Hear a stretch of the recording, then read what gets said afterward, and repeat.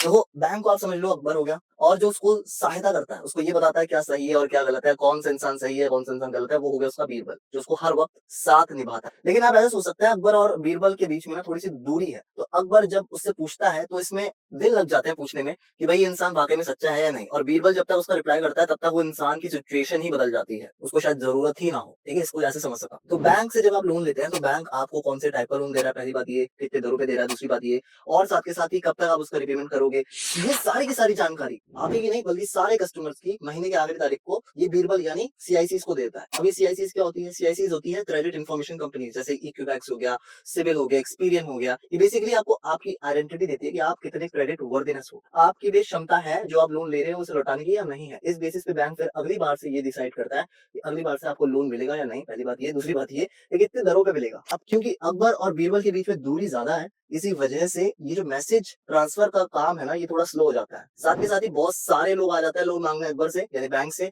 इसी वजह से वो सारे का सारा कच्चा चिट्ठा पहले बीरबल तक जाता है यानी सीआईसी तक जाता है, फिर सीआईसी से वो रिफाइन होके बैंक के पास आता है। इसमें काफी दिन लग जाते हैं। इस वजह से जिन लोगों का स्कोर अच्छा भी होता है यानी 800 से ऊपर भी होता है, उन लोगों को भी लोन नहीं मिल पाता है। क्यों? क्योंकि उनका स्कोर अपडेट नहीं होता है। इस वजह से बैंक कहता है कि आपका अपडेटेड सिबिल स्कोर हमारे पास है नहीं, अगले महीने आप आना। तो इस देरी की वजह से आपकी एक तो सिचुएशन निकल गई, आपको जब लोन चाहिए ना तब मिला नहीं, अब क्या फायदा जब चिड़िया चुग गई खेत, है ना?